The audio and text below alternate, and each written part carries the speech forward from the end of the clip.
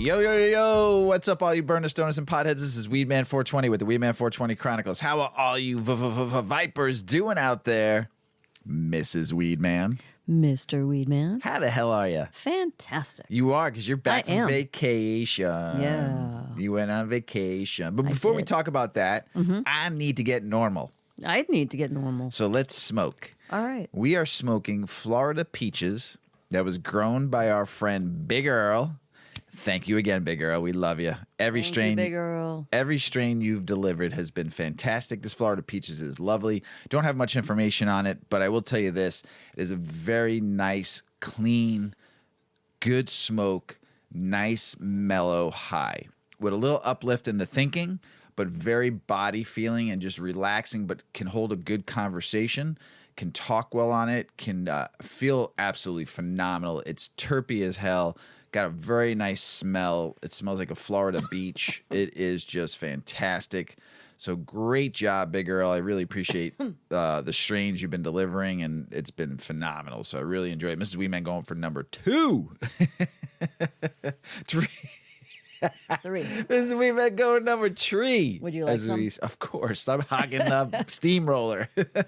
So while I smoke this, Mrs. Weedman is going to talk a little bit about her trip and what she discovered down in the Keys. She went to Isla Mirada, Florida, and had a blast with her sisters. So I smoked. Tell them about your trip, Mrs. Weedman. Yeah, I got to go on a fun girls trip with some of my sisters, and we traveled down to the Florida Keys and did a day trip down to Key West. So for anyone that doesn't know, the Florida Keys are in its entirety about 160 miles long of just a chain of islands. So we stayed in Key Largo, which is the northernmost. It's just below Miami. And then we stayed in Isla Mirada. That's at like mile marker 80. And we did a day trip down to Key West, which is mile marker 0. And my favorite is Isla Mirada, although I really have come to really, really appreciate Key West. Key West is great. It's pretty cool. So it was what I liked. But that's not even what I'm getting at. What I'm getting at is in Key West, it's a tourist destination, just like most of the other Keys, but especially Key West, because cruise ships come in there. And there's also a Coast Guard base, and there's also a naval base. But the cruise ships bring in a lot of people on top of the tourists that just travel there other ways. Long story short, Duval Street is about 2 miles long, and it's just shop, shop, shop, shop, shop, shop, shop, shop, bar, bar, bar. You shop, like shop, shops. shop. But they advertise all over weed, weed, weed, weed, weed. And it says all over in big words, real weed, THC, weed, bud, flower. Like THC is everywhere. But here's the thing. It's not legal in Florida. So I'm like, I just need to converse with somebody in one of these shops. It's not recreational. I need to see. Yeah, it's not recreational. It's medicinal only. So you're not going to be selling to tourists because they wouldn't have their Florida medical card, right? So I'm like, I just need to get in here and I need to get my head around what they're doing here. Because essentially it's a head shop, right? Selling hemp-based THC. So the guy's behind the counter and he's got, his flowy hair and he keeps petting his hair while he's talking to me and being very Fabio-ish. He was cute. But I'm like, okay, talk to me. And I was very straightforward. I'm like, look, I'm from out of state. I have my medical caregiver card. We home grow. Just talk to me. I was like, I don't really understand what's going on here. I'm like, what are you selling? He's like, we're selling weed. Like he just was so perplexed. We're selling weed. And I'm like, but you're not. I said, is it cannabis from the cannabis plant? Is it THC from a cannabis plant? Or is it THC from a hemp plant? He had no idea what I was even talking about. He was like, it's THC. I'm like, but it's different. I said, so if all of this THC in your product is coming from hemp, you have to use a shit ton of plant to get an edible, right? To get 10 milligrams, because legal hemp is 0.3%. So to get a full 10% potency in an edible, you'd need a lot of plant. So he's like, well, this is 500 milligrams. I'm like, 500 milligrams? I was just mind blown. Like 500, you have 5, like, talk to me. Like, what's in your case? he's like, yeah, 500 milligrams. And it was this long tube. It probably had, 30 gummies in there. They were all sweaty. They weren't even like, the sugar was all like melted on them. They didn't even look pretty. But I was like, but can I just buy like a few pieces? He's like, no, that the jar next to it was the smallest. It had probably 20 in it. And I asked how much it was. It was like $80, but it 500 milligrams of THC in this is not a dispensary. This is just a head shop. Right. But they're not selling anything head shop wise other than all of this THC that comes from hemp derived THC. And the guy didn't really know that. I think he thought I was completely nuts, quite honestly. He was looking at me like, why are you asking me these questions? What are you doing? Maybe he thought I was like a narc or something. Right. Because I was asking too many questions. So then I was like, okay, do you have like a joint? I really wanted a bud. I wanted a bud for $4.20. Like, do you have any flour? He's like, well, we just have. Well, you just make sure everybody knows you didn't go to Florida dry. I smuggled in some things. But I Mr. had Weedman, make sure you had plenty. But I had rations. I wanted like a day of abundance. I wanted $4.20 to be more than my ration for the day. I had like a joint for each day. I had edibles for daytime. I had edibles for nighttime. But I just wanted some more flour. And so he points to me in the case this a pre-roll. So it was a full-size pre-roll, and it was rolled in kief. I'm like, all right, I'm familiar with that. I'm like, how much? It was $50 for the joint. What? I'm like, with tax? He's like, no, that's just the joint. I was like, no fucking way, buddy. I'm like, okay, I'm just gonna stick to my stash. I'm good. And I walked out of the store. The whole experience was just so bizarre. This was literally just a head shop, but the way that they advertise weed is more pronounced than even we live in a legal state. We're in a recreational and medical legal state, Illinois. And we do not have cannabis leaves in store windows. We do not have THC come in. We do not have signs, big written signs bigger than my body that say real weed, come inside. We can't even do that here. So I was just blown away at how, because it goes back to what we try to do here. We try to stomp the stigma, right? They're trying to stomp the stigma. They're trying to make money. They're trying to do their thing. But in the bigger picture of things, they're misinforming the public. Right. They're greatly misinforming the public and actually they don't know. Devaluing what they're selling. Yeah, they don't even know what they're talking about. They don't even know what they're talking about. They're just saying it's weed, it's THC, it's 500 milligrams. There, take it. They don't know the difference. They're not educated about. They're not bud tenders. These guys are just. This is one shop. Right. There were probably 50 shops down there. I went in one. So I hate to stereotype based on this one experience and this one person in that experience. Fabio, we'll call him. We'll call him Fabio. He was flowy. He was all tan and flowy. It wasn't long hair. It was just like to his shoulders. But I think as I made him nervous, he just kept touching his hair. It was cute. So long story short is if you go to Florida, you can get weed, but it's not, I don't know. I still get kind of confused about like, it's hemp derived. It's hemp derived. It's still THC, but you have to use a much more plant to get to it. And you don't have all the terpenes and the cannabinoids. I mean, you do, but some you ways, don't. but you don't. It's just a different plant. Still not bad. I mean, it's probably got a nice CBD content in there too on the flower end of it too. But here's the thing: a lot of states are trying to ban that. And a lot of states are now banning Delta 8 all over the place. Arkansas, I think, was just another one. So another state just, they like accidentally approved Louisiana. They approved like 0.8% THC. Yeah. They're like, we just accidentally approved THC for sale, legal cannabis. So it's just like, here's my feeling on that. I think everybody should be able to sell it. I mean, in a way that is legal, in a way that it's safe, in a way that you have to be knowledgeable, whether it's coming from hemp or it's coming from cannabis, the cannabis marijuana plant. It needs to be not just it's 500 milligrams for $80. That's I've always said the snake oil salesman because they don't know what they're trying to get you to buy something that you don't even know what you're buying. Just because it says THC on it, you don't even know. Does he know where he's getting it from? Does he know where it's coming from? Is it real? I mean, is it synthetic too? You could be buying synthetic THC. There's no regulation there. And a lot of the states that are banning Delta 8, which a lot of people are finding very helpful and useful. They're not banning the THC; they're banning Delta 8 THC. Well, he's like, we even have Delta 9. Well, the like, same. It's I Delta know, 9 and I know. THC is the same Right. thing. And it's just they're just But very uneducated. Right. And then continuing that pattern of having the next consumer be uneducated. So you're selling somebody something. We've had so many people ask us like, "Hey, I went over here to this shop and I got some CBD product and I've got this ache or this pain or I've got this problem and I'm hoping this is going to help me. What do you think?"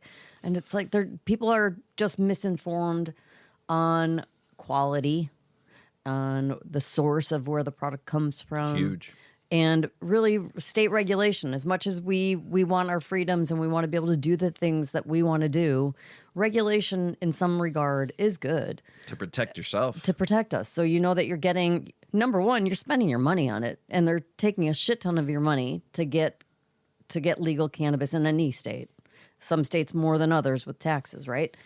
If you're going to be spending that kind of money, don't you want to be educated about what you're spending it on? There's one way to look at Right. it. Okay, and then it's your body. If you're going to take something medicinally, or if you're just going to take it for pleasure and enjoyment, don't you want to know what you're putting in your body? Yeah. So get educated. And so that they're just kind of doing a one step forward, two steps backward there, because they're just handing the stuff to customers that will willingly pay. Because when you're on vacation, your wallet is a little looser, right? So now you just walk down to Vol and you're like, "Oh, give me some edibles," and they're like, "Here, you have to have 500 milligrams." And you've spent $200, And that person might and you're getting ate, garbage. and that person might have potentially. ate 100 Yeah, milligrams yeah. and been fucked up. Yeah, and too. you're not getting. It's not a dispensary; it's a head shop. Right. You're not getting.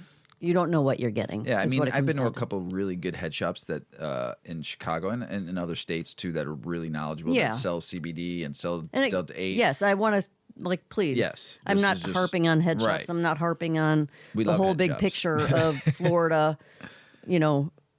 Whatever this space is, head shop space. I'm just on this one experience. It was kind of disheartening. Right. Yeah, I mean, it's just you don't know what you don't know, and you're walking into a shop hoping they know what they're talking about. Yeah, here's 500 milligrams. Take it. I got to say, the Florida peach kicked in, and I'm really high. I'm really high. Good job, Big Earl. This is one gives me the sniffles. It does give you the shit. I don't know. I need to read into that. Like, why does some weed give you the sniffles? Some weed makes me shake and gets the chills, lowers Yeah. my blood pressure. Yeah. And I get the shakes. I haven't gotten the shakes in a while. I haven't had a strain hit me like that in a long time. But we want to thank everybody who joined our 420 show. Mr. We G. had so much fun. Oh, Mr. G, the Professor peeps, and Maddie and Shayna, and we'll get Nicole on next time. And so yeah, we want to thank them, and it was a lot of fun. It was a different type of show. So if you were listening and you wanted news, you weren't going to get it this time. It was just our normal 420 episode. We try to have as much fun as possible. So hopefully y'all enjoyed it, and thank you everybody who came and joined us at our new studio. It was awesome. Succession. Yeah. Oh, Intense. we watched back-to-back episodes because you were out of town. So, and oh my. What a turnaround! Yeah. So if you're watching If you're Succession, watching, we cannot be spoilers. I won't spoil it, but it was like intense. I'll say setting, as Oh. always, spot on. Yeah. Oh, Clothing, super appropriate. My style, no, but they just have it dialed in, man. Nice They- coats. Whoever is the set, the location, whatever that job is when you have to go out and scout locations for movies and TV shows. What a cool job, number one. Oh, sorry, I have to travel around the world looking for a great place for this movie to be Right. filmed. Whoever has that job for Succession is doing a freaking top-notch job. unbelievable! And They and the have actors, the cool. They always are flying places to meet with people to negotiate these deals, and they're going to these. Oh my gosh! Yeah, They were in. the Where were they? Norway this time. Yeah. Sweden? No, Norway. Yeah, Norway. they were in Norway, and that mountain view was. But I mean, it's just amazing that the actors get to experience it. I know, too. right? And get to just act on set and enjoy it. And I know it's probably long hours, but still, even in your break time where you're sitting on top of that Oh, mountain. boo-hoo. Yeah, oh, boo-hoo, I'm crying Should I for be you. crying for them? That scene with the river coming down Oh my through gosh! that hotel. They were like in this kind of eco, very trendy. Like they Yeah. were actually mocking it. The characters in the show were mocking the place where this whole meeting was taking place, but they were out in the middle of like a forest with this like rapidly moving river that was under the suspended hotel that like this hotel kind of went out over room, the river. Yeah. With the big glass. Oh my God. Oh yeah. And it was like a container house. Yeah. Oh, so dope. With cantilevered like rooms. Kendall and Roman were making fun of it because I got mud on my sneakers. Yo, dude. Yeah, I've been here for 5 minutes and I've already got mud on my shoe. And this room is smaller than my bathroom, and it's just like, come on, man, enjoy that scene. What did he say? This is where the bears take a shit. Yeah. The bears take a bigger shit in the woods, than this bathroom I have. It's just that point right there, they're snooty tooty, and you don't like them then because that somebody like myself who's never got a chance to experience that. I'll go there. I'll go there in a second, but really good. I mean, the storyline. Oh my gosh, good stuff. So intense. Yep. All right, you ready to get the show started, Mrs. Weedman? Let's do it. I'm pretty baked, but I am too. We'll keep each other on track. There we go. Kief. I don't talk a lot about kief much, but I do like cooking with it. I do love it when it's rolled on a joint.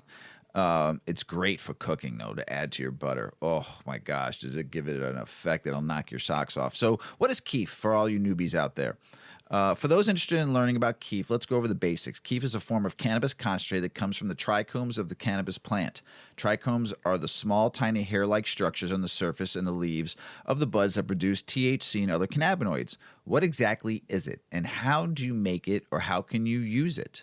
Kief is a form of hash. The potent concentrate is a form of hash. Sometimes it's called pollen or resin. However, kief is the most common term, having lots of the same benefits as other forms of hash, including heightened sensations, pain relief, and overall well-sense of being. It's also an excellent option for people who have been using cannabis for a while and want to try something new. How can you make it? The best way to make kief is by sifting cannabis through your fine mesh screen, leaving you the powdery substance that is pure trichomes itself. So when you have a grinder and you're grinding your weed, the buds drop down to the next level, but then there's kief also that falls to the screen. So what you got to do is to take a little scraper, a little brush they give you with them, and go over the screen, and it falls into the fourth compartment. And then as it builds up, what you do is take the little scraper, and you can just take a little bit at a time and sprinkle it over your bud in your bowl. You could put it in your bong bowl. You could put it in your regular bowl. You can sprinkle it over a joint. There's many different ways you could try it. You can also roll a joint, put a little oil, and we're talking about like cannabis oil, and then dip the joint in that, and then roll it through the kief or hash or whatever you want, or dabs. You can roll it in that too, wax, whatever, and you can use it that way too. Oh boy, get ready for that kind of a high. Do not, if you're a new experienced person, do not do that right away. Work your way up to that point. You could smoke it in a joint or a bowl, some on top of a joint, even roll it, or sprinkle some on with some of your favorite edibles and for added kick. This is a great way to add extra flavor and potency to your cannabis without having to use much of it. An affordable option, too. It's also more affordable than other forms of hash. If you're trying to save some money, it might be worth considering this as an option instead of buying from a dispensary. If you decide to try kief, it's essential to start with the small amount and gradually increase over time. Doing this will determine your tolerance and avoid adverse side effects. I'm going to talk more about kief on the next episode, like how to smoke it and some different ways, but I think it's something that I've always enjoyed, but you never really think about it until you check your bottom of your grinder and you're like, oh shit, I got a lot. Because you take some time. I mean, some people gather kief really quick. Some people might take a year to fill that bottom tray up in your grinder. I don't get much kief anymore because I cut my weed now and I don't really grind a lot of it. So I cut mine with a scissor and chop it up pretty fine in it with a scissor. So most of that goes in my bowl to smoke. But when I'm rolling a ton of joints, when we're going out, I'm rolling like 5 or 10 joints. I use my grinder. And so I am collecting kief here and there.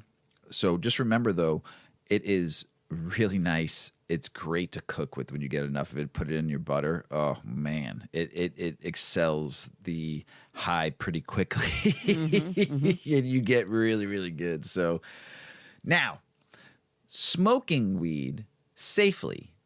Mrs. Weedman, tell us about it. Well, before I go into that, I'm just going to do a little shout out to the 8 decades 4-part grinder that has a Yes. kief catch. Also, our 1-year anniversary today. Whoop. 1 year ago, we launched our online Yes. store. Congratulations, Mrs. Weedman. Thank you. Thank you. It's been fun. Thank you for all the support from everybody out there. All right. So, what are the safest ways to smoke weed? Well, there's no definitive answer to that question, but there are safer alternatives to consider. Cannabis enthusiasts and newbies can enjoy some green from traditional methods such as smoking joints or blunts to modern approaches like vaporizing and dabbing.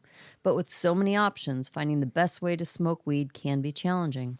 So let's dive into the different ways to smoke, including some that are safer alternatives and some smokeless options. When it comes to the safest and healthiest way to consume weed, there are 4 good options to consider. Glass pipes and bongs with filters are standard smoking devices available in the cannabis market. These smoking tools can help reduce the harmful particles you inhale for a cleaner and healthier smoking sesh. And let's not forget about joints and blunts. While they may not be as technologically advanced as bongs, some smoking joints and blunts can also be healthier if you stick to shallow, short inhales and indulge less frequently. Every canna lover is different, though, and the healthiest way for you may not be the most beneficial way for someone else. So, we have narrowed this down for you, and here we are, the healthiest ways to consume weed. 1. Vaporizing. Vaping. Vaporizing involves heating cannabis to a temperature that releases its active ingredients in the form of vapor rather than smoke. Like a volcano. Oh, so good. It's considered the safest way to smoke weed as it avoids combustion and reduces exposure to toxic substances such as tar and carbon monoxide. Vaporizing works on precise temperature control, leading to a more flavorful experience also. There are devices that efficiently modulate temperature to your needs, like the Puffco, the Zenco, the Volcano. Yeah, one more bag, baby, on those volcanoes. They're the best. We need to buy one and try We do. it. I don't think you've ever tried I a did. volcano. You did? The loose bag. Yeah. Oh, gosh, the best. Fun. Number 2, glass pipes or bongs with filters. Glass pipes or bongs with filters help remove harmful particles from smoke, making it the smoothest and cleanest way to smoke weed. Bongs, in particular, are preferred for their ability to cool and filter smoke through water. Glass pipes and bongs are convenient, portable, and affordable. Many cannabis consumers favor the smoking method for its ease of use and ability to enhance the smoking experience. Number 3, smoking joints or blunts with filters. And having the filter is key. Smoking without a filter can increase exposure to harmful substances. Filters are often made from smoking paper, hemp paper, or bamboo. They trap particles and prevent them from entering your lungs. Using shallow and short inhales when smoking joints or blunts with filters can help reduce exposures to unnecessary toxins. And we have dabbing. Dabbing is the inhalation of extracts, oils, or concentrates, and it involves heating a small amount of the dab on a hot surface and inhaling the vapor. Dabbing offers a more substantial and immediate experience than traditional smoking methods and is considered less harmful as it reduces exposure to toxic materials. However, using a safe and controlled method for heating the oil is essential, as the high temperatures used in dabbing can create potentially harmful byproducts. And that's been my resistance to dabbing, is that I just don't know the whole heating thing. The torching freaks me out. It's just too intense. And then you're high, and I'm like, oh my God, our house is going to go on fire. And then, but we were at Brunch of Stoners, and they had their bongs heated with this little element that gets clipped onto the bong, yeah. It's got a heating and coil. then it's got a heating coil, and you just set the temperature, and it maintains the temperature that you need. So if you're going to get serious about dabbing, I think gearing up with the right tools would be key. Yeah, of course. Yeah. But use filters. Filters trap your ash, tar, and other harmful particles, making your smoke safer. Avoid deep inhalation. Use clean pipes and bongs. The dirty bongs are just bad. Gross. It's just so bad. At least so much change bacteria, change the mold, water too, yuck. peeps. Yes. Ugh. This is key. Avoid combustion. So the combustion is bad. So vaporizing, dabbing can avoid that. Hydrate before and after smoking because smoking can cause dehydration. Drink a lot of water. Yep. And are joints healthier than blunts? Well, they're both smoking, right? They both involve inhaling smoke from burning cannabis. However, there are a few differences between the two that can make one a healthier option over the other. Joints are typically made with rolling paper made of rice or hemp, both of which are considered safe options, more so than tobacco-based blunt wraps. Blunts are typically larger and contain more cannabis than joints, which means you're inhaling more smoke. It can eventually lead to higher exposure. So, moderation is key. The way you smoke, regardless of the type of joint or blunt, can also impact the healthiness of your smoking experience. Again, shallow, short breaths can reduce the amount of inhaled harmful substances, while deep inhales can increase exposure to harmful particles. So make smarter choices when you're smoking weed. We get that you want to know the safest way to smoke, but do you know how often you should smoke? Well, when it comes to smoking weed, moderation is key. Sure, it's tempting to light it up every chance you get, but overuse can lead to not so fun side effects like decreasing lung function, memory problems, and reduced coordination. There's no one-size-fits-all answer, but it largely depends on your personal preferences and needs. Some of you may smoke daily, while others may only light up occasionally, and that's cool. The important thing is to listen to your body and be mindful of how you consume. There isn't one absolute safest way to consume, so consider limiting your smoking frequency and enjoy other alternatives such as edibles or cannabis-infused drinks for a satisfying experience. And if you prefer joints or blunts or smoking with pipes and bongs, the key is to exercise restraint and switch things up every once in a while. If you're a daily smoker or just an occasional toker, the most important thing is to enjoy your weed safely and responsibly. Good article. Yeah. Smoke safe. As Paulie always says, smoke smart. It's the truth. Yeah. He does. He created that line for me. Do dispensaries scan your ID, and why do they do that? And do they track how much you buy, and is it all regulated? They do scan your ID when you go in. They check your ID first and foremost to see if you're 21 and over and you have illegal identification in the state that you're in. That's first and foremost. So they have to scan. Just like when you go to a bar, they look at your ID or scan it to see if you're legal age. So cannabis dispensaries need to scan your ID for several reasons. First, they need to track sales, inventory, customers, and employees' data. They want to track your data to see what you're buying so they can bring more of that weed in. So if a customer buys a product regularly and doesn't want it anymore, it's the best interest of the dispensary not to carry it or find something else that they like. So they're trying to figure out what kind of products that you're buying. Companies track this information to learn what customers will buy regularly, as well as certain products are popular and what are not popular, as well as manage their inventory more effectively, ensure they don't run out of inventory unexpectedly. How does it work? The ID scanner at your local dispensary will read the data on your driver's license and other identifications. It clearly displays your age, allowing the person scanning you to know if you're 21 or not.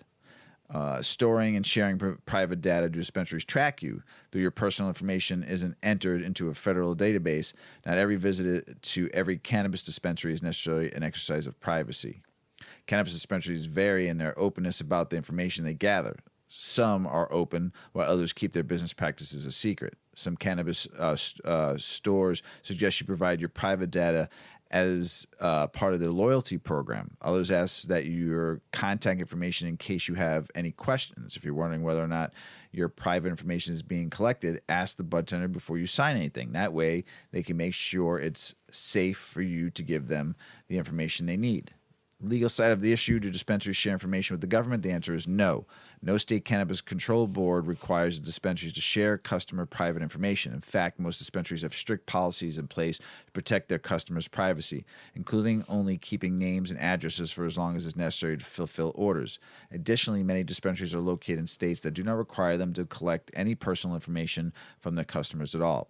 But there are laws regulating the collection, storage, and the use of personal information that vary from state to state. In some states, it's perfectly legal to collect and store personal information in cannabis shops. However, despite state regulations and the California Consumer Protection Act, some recreational cannabis dispensaries in California have been collecting customers' personal information. CCPA is a state law that governs how businesses are allowed to handle the personal information of California residents.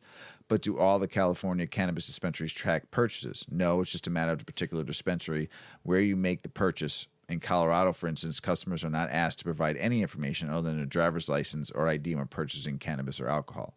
In Massachusetts, all cannabis retailers must follow state guidelines, including those related to privacy and data protection. The state's Cannabis Commission has also set up procedures for handling customers' data. For example, retailers must keep track of all purchases made by the customer so they can appropriately be billed. Also, too, they have to take your information down too, because don't forget, you only get in a lot of states you get an allotment of how much you can buy, so they have to track your allotment too. Conclusion: many states have laws that require dispensaries to verify customers' ages before providing them with cannabis. Some states also limit how much cannabis customers can buy in a day or a month. ID scanning allows dispensaries to comply with these regulations while making the process smoother for everyone involved. For example, when you go into a dispensary, you don't have to worry about remembering your driver's license number or finding it in your wallet. An employee scans your ID and immediately knows who you are, whether or not they can sell you cannabis. This makes things much faster and easier for both customers and employees. Yes, and I don't know every state laws, unfortunately. I do a lot of reading on them, but I don't remember every single one of them. But I know here in Illinois, I've asked, and maybe some bartender might tell me differently. They can DM me. But I do know that state does track how much you buy because they have to. It has to be limited through the states. That they have to do. I know here in Illinois because I'm a med patient, so they would tell me when I get my receipt, this is how much you have left in your allotment. But the state has to know that. Right? That's what I think. So I could be wrong. But, you got to show your ID when you want to buy weed. Just like you got to buy when you buy alcohol. You get carded at liquor stores, you get carded at grocery stores, you get carded at restaurants and bars. So you're going to get carded. In Illinois, you have to pick. If you're going medical, not anymore. When it started, you had to pick your dispensary. You can only go to one. And then they registered all of your information in their system, and I would imagine they just tracked you that way. But now that you can go to any dispensary, maybe it's even more important you're in the database of how much you bought, and that's got to be regulated by the state. It's got to be, yeah. So they are collecting some data. And I'm sure they're using a lot of that data. Like we've read reports, and like last episode, we read a report about data tracking. Right. And Maddie, from Made Content, she does data tracking, data analysis. She's tracking what everyone is doing in the state for cannabis. So to some degree, I can understand the concern. There's people that just don't want the government knowing what they do. And then there's some question of why do they need to know? Right. Like if it's legal, why does anyone need to be tracking? You get carded by alcohol, but they don't monitor how much alcohol you buy in a month. Right. And they're not scanning your card into the system. Right. They're just looking at your ID. They plug in a birth date. Right. Some register systems make you do the back of the license just to make sure you're 21. Yeah. And it goes into the register system to check. That's some stores. But look at it this way. You can buy as much alcohol as you want. To the point where you drink yourself to death, right? Is there a limit on recreational cannabis? No. Yes. There is? Oh, yeah. I think I can't remember. I can't remember the state of Illinois because I'm not reckoning, but I think it's like out of state. There's a difference too. I know there's a difference for in-state residents that are recreational, and then there's out of state limits too. I just don't know the numbers off the top of my head. I had to look it up. So. How do you sober up from weed when you get too high? We've talked about this if you were like way too high, but this was a little bit some more information. So, and if you haven't heard the prior episodes that we talked about this, some new information for everybody. So tell us about it, Mrs. Weedman. Yeah, this is interesting. In the past, we've talked about different foods and things that you could do to get yourself down when you're too high. And I've had a couple too high nights recently. I've been challenging my tolerance a little bit. And it's not a good feeling when you get too high. But thankfully, once you understand how you feel when you're high and how you feel when you're too high, you just know that it's going to pass. It's going to be 20 minutes of like just feeling really kind of shitty. And then maybe an hour if you're not a regular consumer. I just heard in the news there was 4 or 5 high school students that ate a shit ton of edibles and like had to get taken to the emergency room.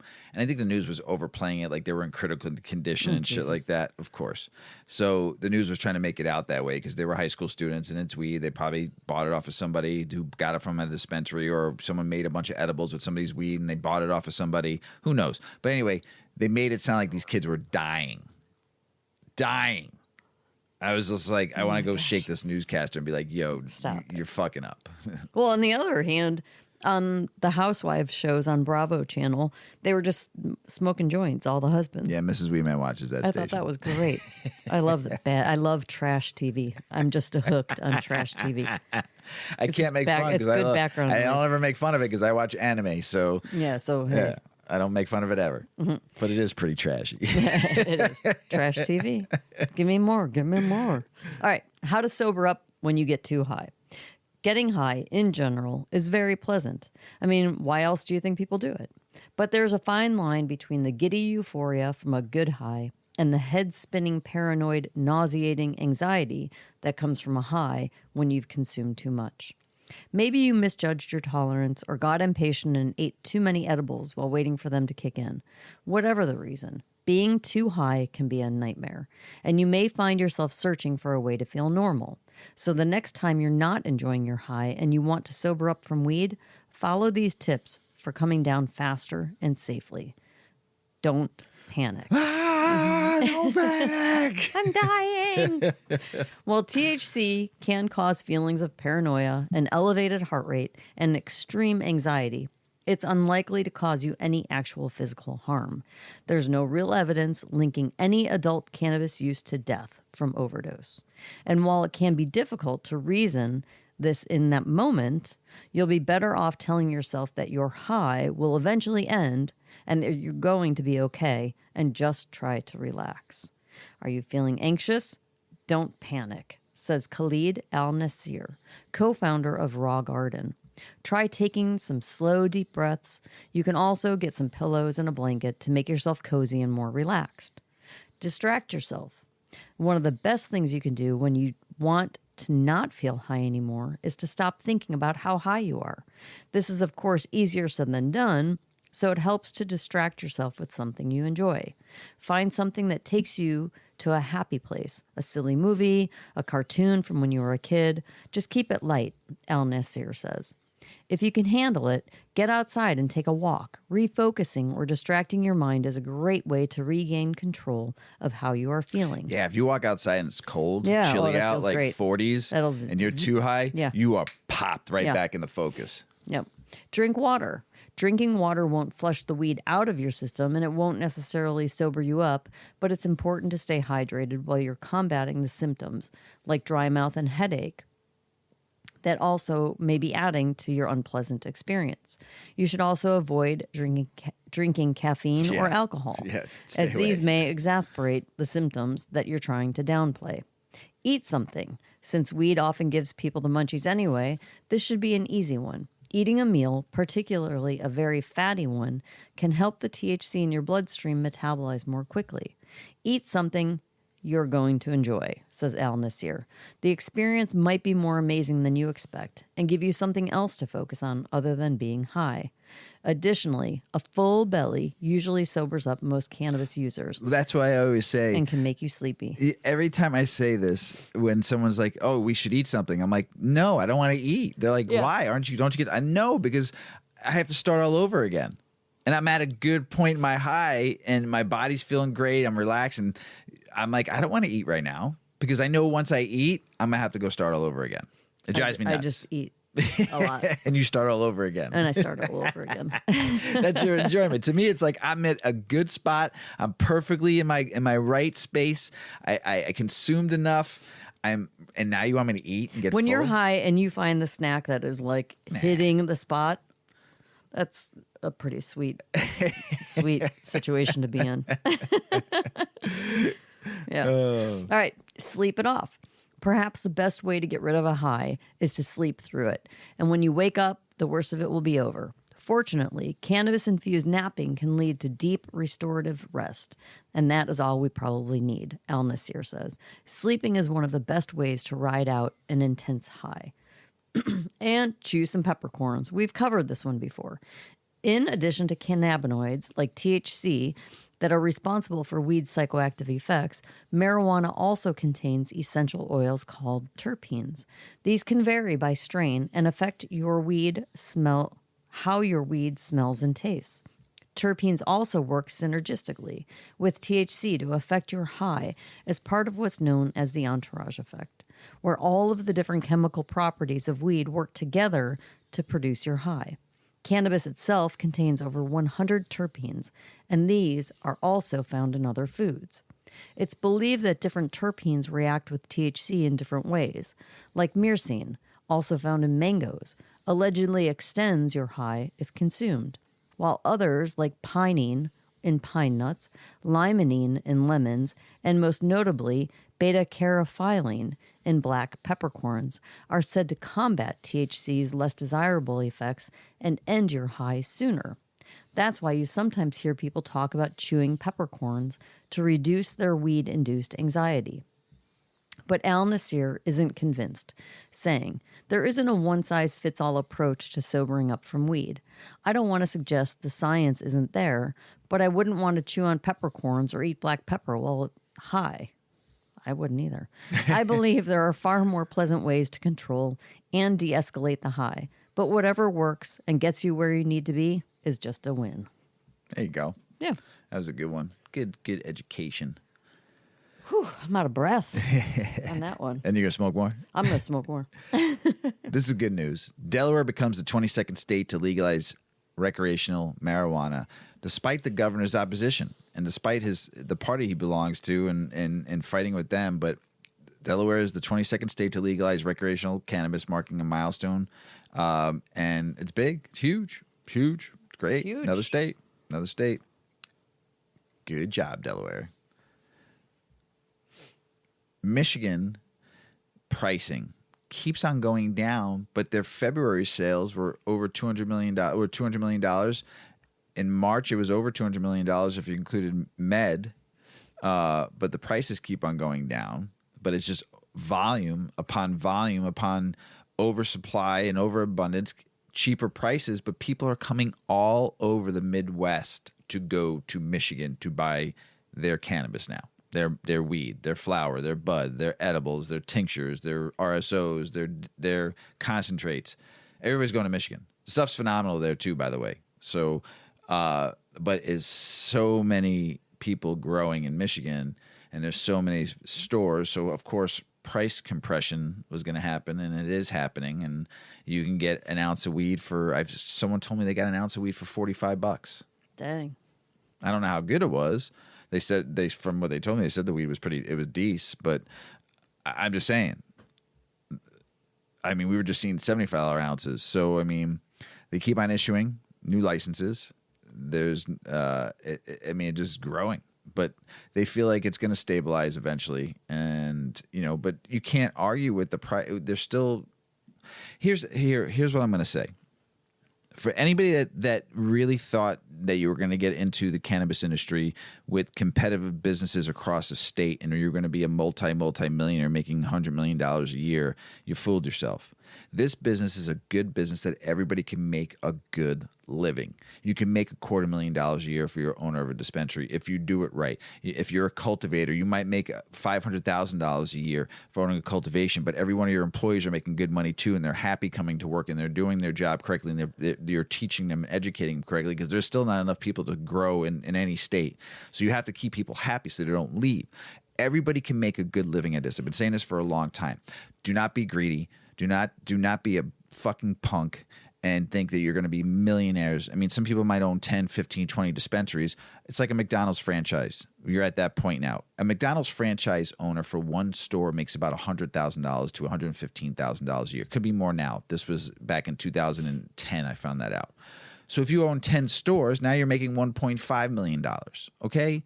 So if you own 10 dispensaries and each one's bringing you in $100,000 a year, you're making $1 million, but you had to make the investment. If you're a mom and pop, like Mrs. Weedman and I, a mom and pop shop that wants just one store, that wants to just make a good living, be able to take care of your family, pay your mortgage, go on a vacation a couple times a year, enjoy your life, save for fucking retirement, and retire in the sunset and go off on your horses at 60, and you did what you had to do. Don't be a fucking greedy. Let people make a good living. Take care of their families. Leave their dispensary to their kids. That's what this business is all about. It's not about you fucking idiots, greedy suits that that only got in this business to try to be a millionaire, and you got fucked in the ass because the money's not there, and now you're pissed because you didn't deserve to be in this business anyway. So Michigan, don't cry. You're making volume. You went that route. Now let everyone make some money. That's all I got to say about that, Mrs. Weedman. Yeah, I stayed out of your way. This was kind of crazy. This is not the best weed. This is just the best states best cities for the best weed cities. And Buffalo, New York was on the list. They were number 3. According to the study, Buffalo gets the bronze for the presence of green. The Queen City ranked number 3 in Cleaver's list of best weed cities in America for 2023 compared to last year. Cities were judged on a number of factors, including legality and the numbers of cannabis prescribing doctors and dispensaries. So it wasn't based on the weed. It was based on how you offer cannabis. Portland, Oregon took the top spot, and Colorado took 2, I think. But for Buffalo has 0.5 cannabis doctors and 3 dispensaries per 100,000 residents. Buffalo has had a thriving medical cannabis industry for years with prescribing doctors and 79% more than the average city. It's pretty big. The city's average dispensary rating was higher than both Denver's and Portland's at 4.6 cost. Cost was also weighed into the rankings.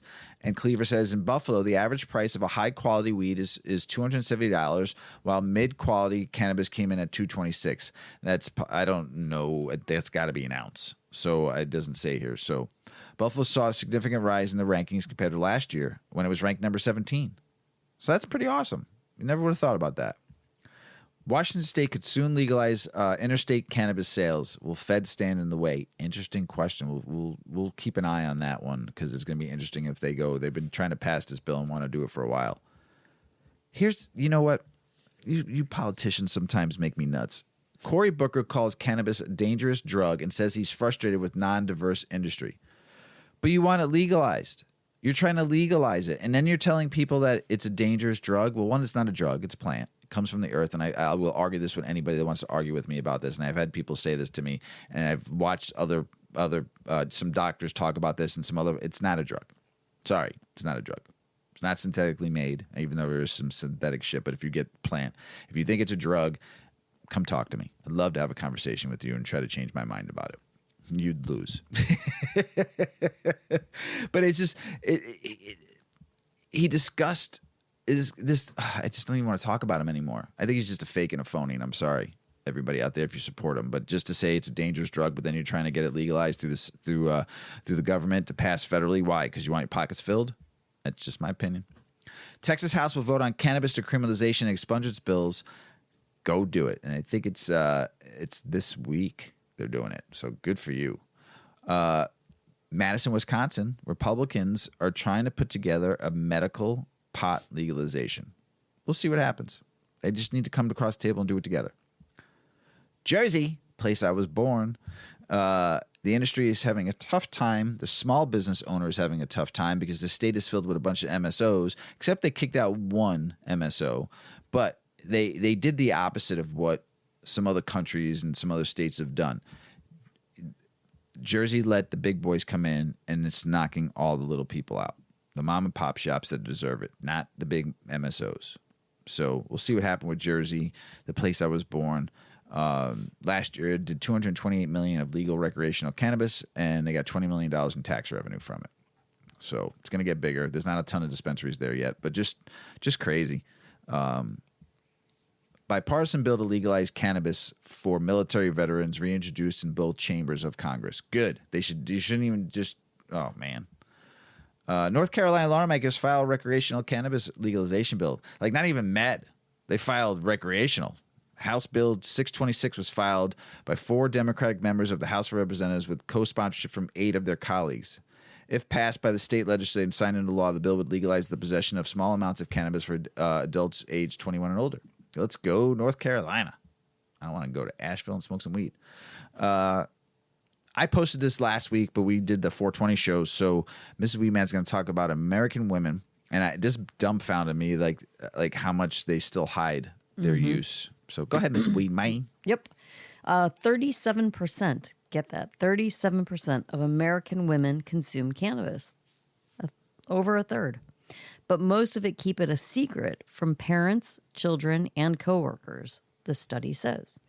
A recent survey conducted by the Harris Poll on behalf of cannabis retailer MedMen Enterprises has found that more than 1/3 of American women aged 21 and above consume cannabis.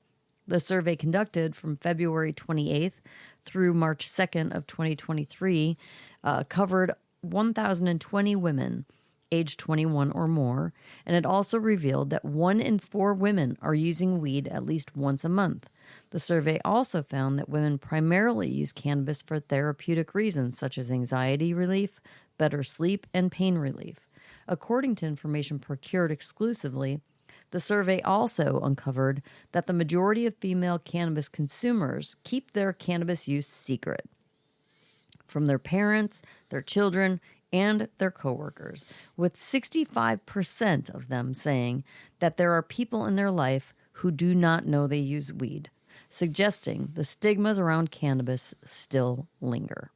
The survey also revealed that 91% of women who use cannabis purchase it legally at a dispensary. 32% of women who use cannabis spend more than $100 at the dispensary in a typical month, and 35% of purchasers prefer to shop with a female bud tender.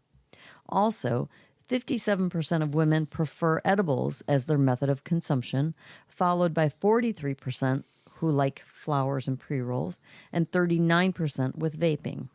Finally, the survey showed that while 27% of female cannabis users cited no concerns regarding their cannabis use, 20% said their biggest concern is drug testing. Karen Torres, Chief Product Officer at MedMen, said in an email, "As a queer woman of color working in cannabis, I strongly believe that representation matters. From our new hires to our C-suite, and from our retail employees to our product mix, MedMen is prioritizing diversity and inclusion to ensure our organization reflects our customer base and the communities that we serve." And she added, "We know firsthand from our female identifying employees and customers that women are increasingly turning to cannabis for their health and wellness needs. However, it's clear that stigmas persist and inhibit us from sharing our experiences freely. Fortunately, this research confirms that cannabis use has become popular for self-care, particularly among women seeking holistic solutions to help manage pain and anxiety or to simply unwind." That's what it's about. Yep. Unwind. But I would say if I had been using cannabis when the kids were younger, I wouldn't have told anybody. Yeah, I know. Because you make a mistake in life and then people are like, "Oh, it's because you use the weed. It's the weed. The weeds. It's the weed, Mrs. Weedman. That's the problem. Don't use the weed." Because there's people like that, right? Of course, there still is people like that. Shit. International news. Germany waters down plan to legalize cannabis after EU talks. I kind of like this because it plays towards what we here in the U.S. didn't do, and then we let big corporations come in and take over quickly. Like I just mentioned, Jersey. They're going to allow possession up to 25 grams of cannabis and cultivation of maximum of 3 plants at home, and start off with legalization would allow for commercial distribution of cannabis only under special circumstances and so-called clubs. So they're going to start off very slowly, see how this part goes, which I actually really like. You can grow, possess, go to cannabis clubs. You know, it's still medical there too, so don't forget. So it's a 2-step legalization. And I think they just want to prove to the world, especially the EU, that this can work. So instead of letting big corporations rush in, because they're going to try to if they legalize their recreational fully, they're going to slowly take it up a notch and a notch and a notch, and hopefully let people in Germany, the citizens of Germany, be able to participate in owning a dispensary, owning a cultivation, and not importing a bazillion tons of weed and not letting big corporations take it over. Hopefully they could do that. I think it'd be cool. They could prove to the world it could be done. Taiwan's cannabis trade falters as Thailand and Japan cash in. So Taiwan, this person Wu tried a few times in Taiwan where she grew up, but did not like the effects of cannabis, added anxiety around using it illegally, made the experience less enjoyable. It was only after she came into the United States in 2015 she felt safe enough to experiment, discovered the relaxing effects that cannabis can have. This was in she's from Joyce Wu is from Taipei, Taiwan. Let's see. So using cannabis, she came to this state and she felt very, very comfortable using it. Now she uses CBD on a regular, and she highly recommends it. It helps her with her anxiety and pain and stuff like that. So, but it just goes to show that, Thailand, it's legal. Japan, it's not, but they do allow CBD. And in Taiwan, they don't allow anything.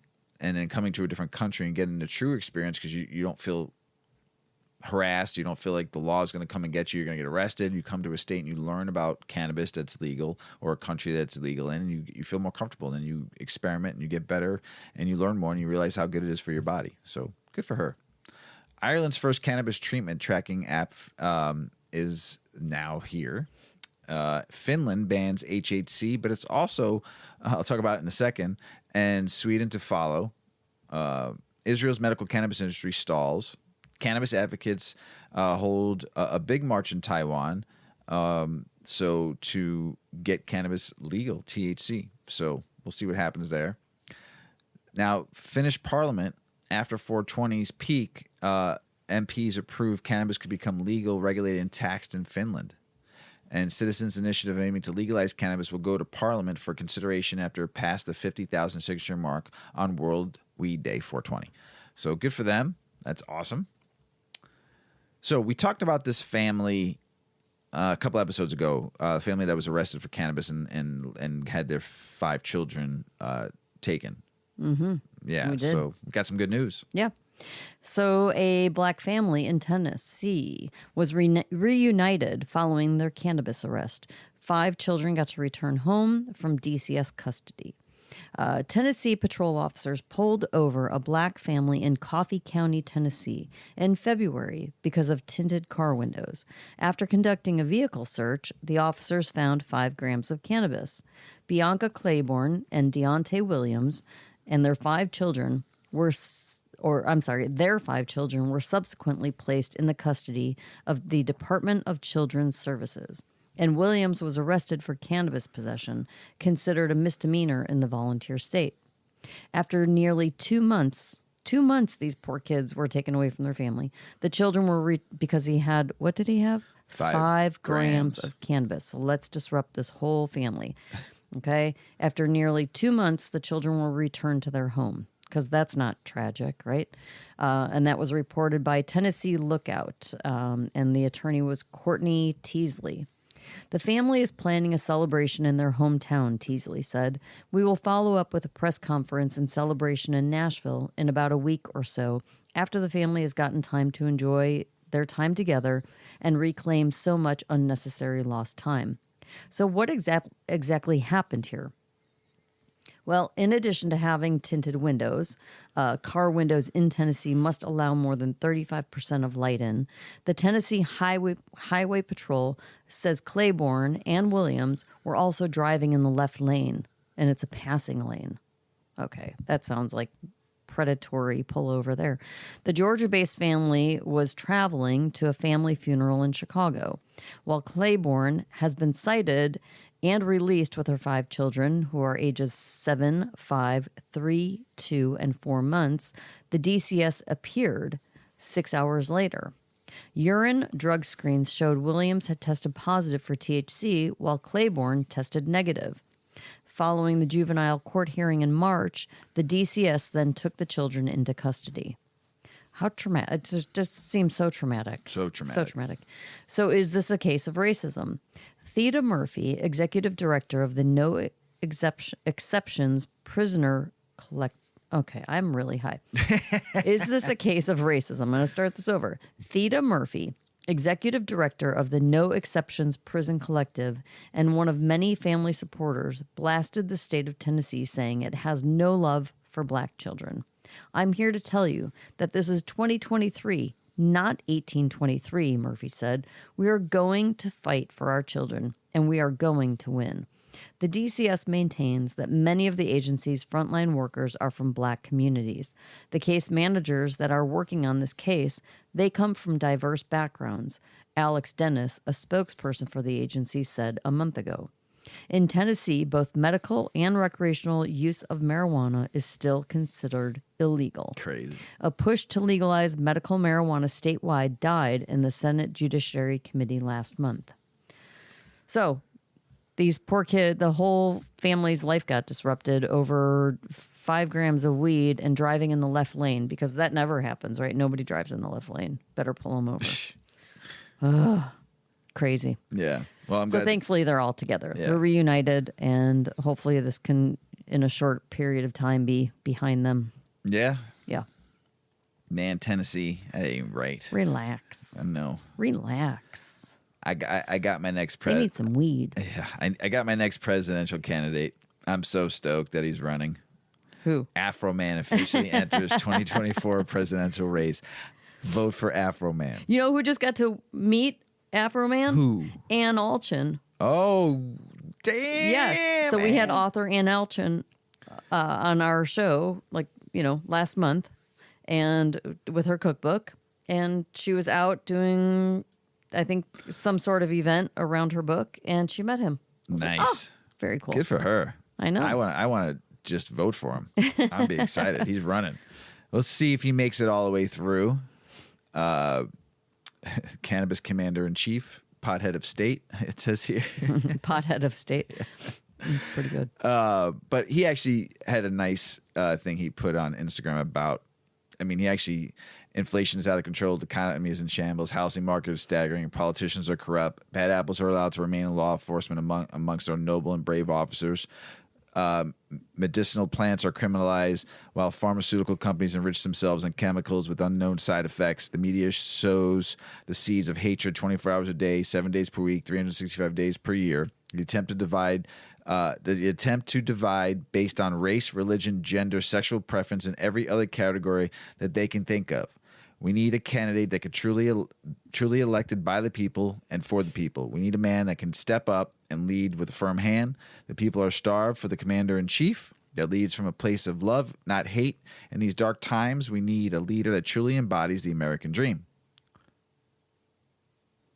My candidate is the American dream.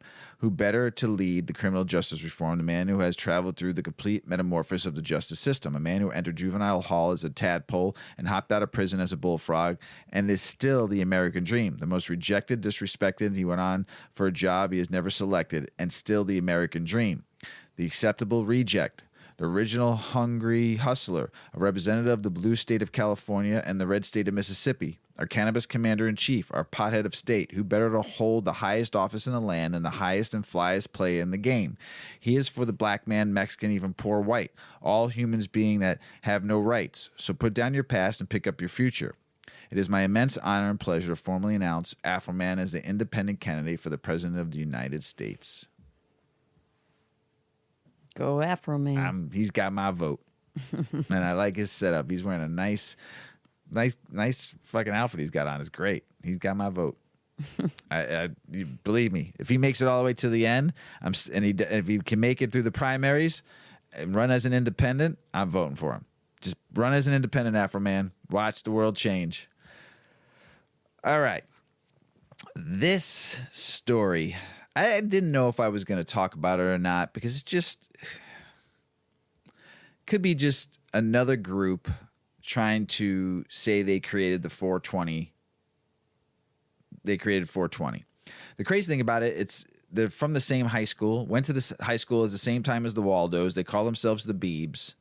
Both claim to have started the meme, and each group calls bullshit on the other. In the corner, you have the Waldos, a group of former San Rafael High School students who claim they invented the phrase in 1971 when they met at 4:20 p.m. to search for the hidden cannabis garden. They have a website you can go on and basically look at all of their like history of it all. So in the other corner, you have the Beebs, a group of classmates who went to the school with the Waldos and claim that they are the ringleader. Brad Ban first used the phrase while smoking from a homemade bamboo bong in 1970.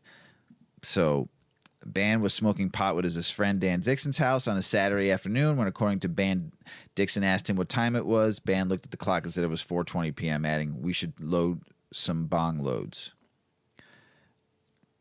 I don't know. This is the article. I don't know if this can ever actually be resolved. Waldo's friend Craig Saunders said, I just hope that all these people who were always hanging out and being friends don't try to separate. We were all there when it happened, and who knows for sure who exactly invented it. But it did happen in San Rafael High School around 71 and 72. So the one guy, though, said he started it in 1970. But this one guy said 71, 72, and that's when the Waldos claimed they started in 1971 when they looked for the big everlasting gobstopper pot field on the map that was given to them. So I have seen many interviews with the Waldos. I've read their website. I worked for a brewery that became friends with them and talked to one of the people that got to interview the Waldos and help create the beer. And I will say I believe their story. I've read their website. I talk about them since 2013. So who knows? Who cares? It's 420 regardless for the rest. It's just a story. So, and I love a good story. So Waldo's forever. 420 it is. Mrs. Weedman. Mr. Weedman. You got anything else to say? Let's smoke. We're going to smoke and eat an edible. You got that right. So, hey, everybody out there in the world, we love you. We thank you for listening. Thanks to everybody just for all the kind words all the time. We appreciate you out there. And don't forget to check out 8decades.com. 1 year anniversary. Congratulations, Mrs. Weedman. Thank you. Killer job on that. Everything. We're trying. Yep, we're trying. So happy anniversary to us. And we love you all out there. As Paulie always says, smoke smart. Puff, puffing away. Puff, puff, pass. Check out our cannabis lifestyle brand online at 8decades.com.